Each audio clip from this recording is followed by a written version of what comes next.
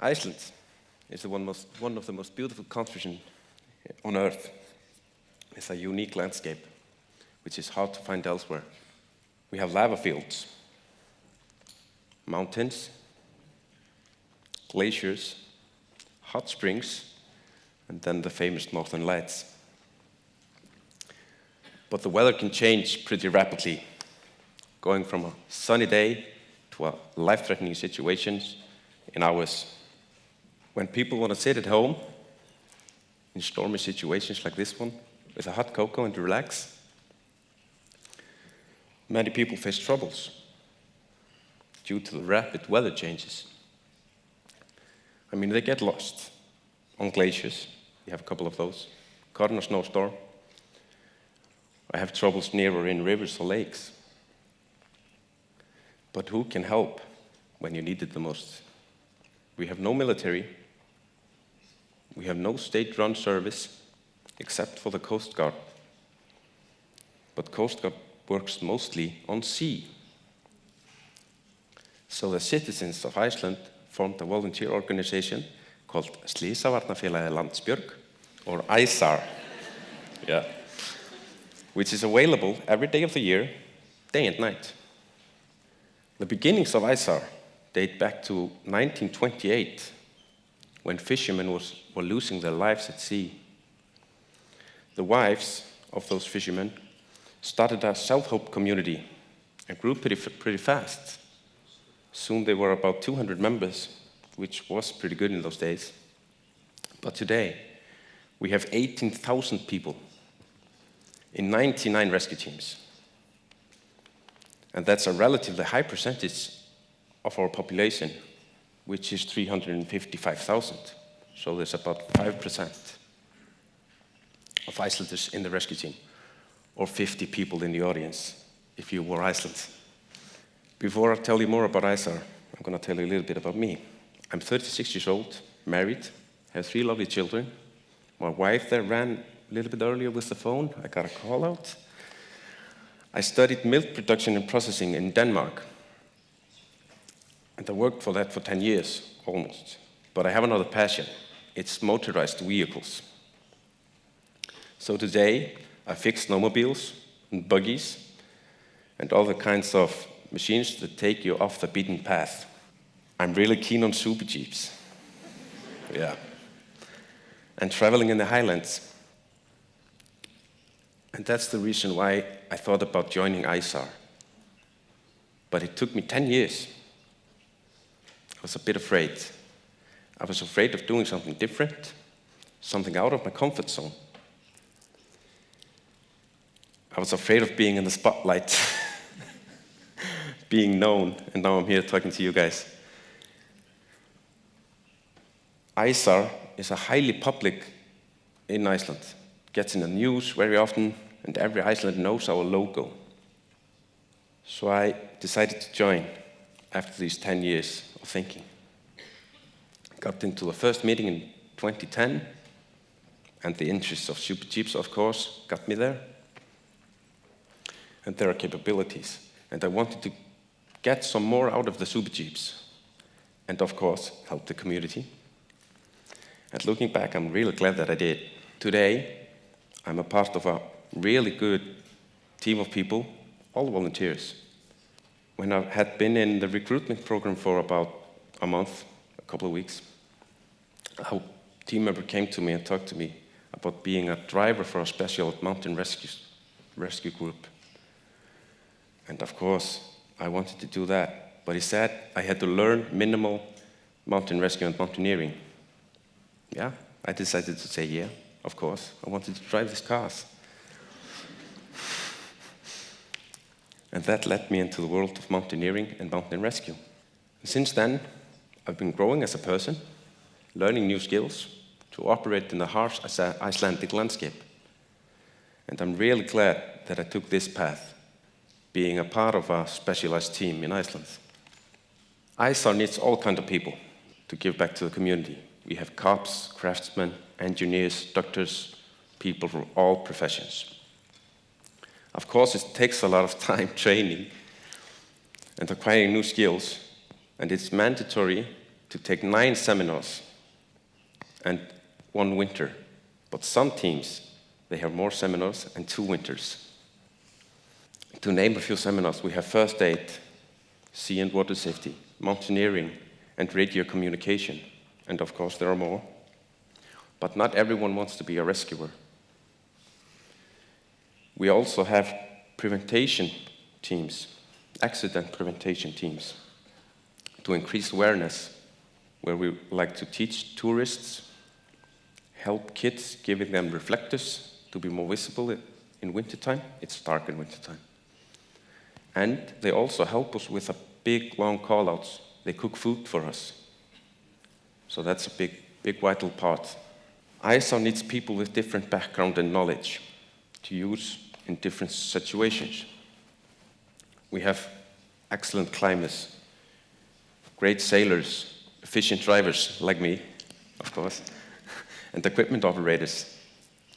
And of course, the knowledge from life plus the training gives the team great diversity to tackle different situations. I spent a lot of time, and everyone else in ICE-SAR, in training, but that's not all. It costs a lot. This is a part of my personal gear, who I buy for my money, I buy it myself, and it's about 22,000 euros I have spent in my personal gear. I've had to leave work, show up late, and that's not all.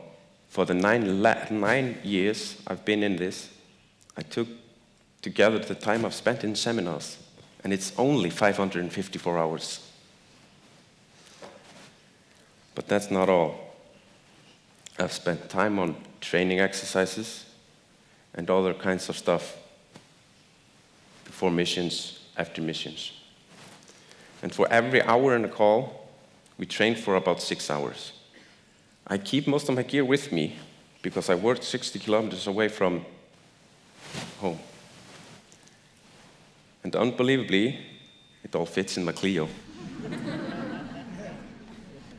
The call system we use is a simple text message. We have 3 priority levels. F3, there's no rush, general help, you can finish your coffee.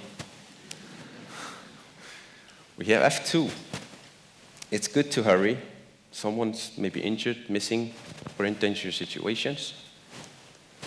And then we have this. This is an F1 call. And I run like this. I don't even say goodbye to my kids or my wife. There's a life at stake when I hear this. When I get an F1 call, my adrenaline starts pumping. As I said, I don't even say goodbye to my kids. I just run out. There is a life at stake. So one day, me and my teammates were going on a mountain ski trip on a glacier called the Eyjafjallajökull. You maybe heard of it. When we have been driving for about an hour, we got a call out. A lost 3-year-old boy in our hometown. We immediately returned both of the cars and drove back. When we were halfway back, the mission was canceled. The boy was found in good health in a closet under a blanket. He got frustrated with his parents, went in there and fell asleep. So, okay, mission canceled. So we turned the cars back around, got the heart rate up because of the call, and again, when we skied down the glacier. Perfect day. Many of our missions get in the news and newspapers, as I said earlier. For the untrained eye, people think that we are doing dangerous things. We try everything to keep safe. We have 3 sets of rules. It's all in 3. 3 priorities, 3 rules. It's my safety first, then my teammates, and then there's the client or patient. So these dangerous situations, we try to minimize the risk. Remember when I told you about the rapid weather changes? This river was just a little stream, which you could walk over just an hour before. This mission was to find 2 missing hunters. We found them cold and wet. Okay, took a time. But when they came back, it was impossible to walk over. So this river formed in about an hour or two. Running a rescue team costs a lot. As I said, we're not state-run, we finance ourselves. So once a year, we sell a keychain, this beautiful man, called Emergency Man. And people of Iceland can also be a part of the largest rescue team by voluntary monthly donations. And then Luminox partnered with ICE-SAR, started manufacturing these watches. But the main income, as strange as it may sound, is fireworks. But the bad part of it is we don't have exclusive license. There's a commercial competition, and it's a really big thing during the New Year's celebration. But we have a couple of Icelanders that don't like fireworks, so they can buy the new thing. We started selling seedlings, and we sell a lot of them now.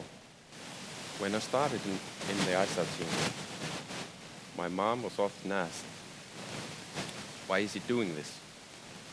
And she always answered the same thing. He doesn't know how to do nothing, and he's way too helpful. So helping people gives me a certain sense of well-being. I know I did something. You mic, whoa. Now I'm a rock star. Yeah, knowing that what I did matter. It did something to help. So that's the reason why I was not frustrated when the 3-year-old got lost. He was found in good health. It's just a part of the job. The mission was a success.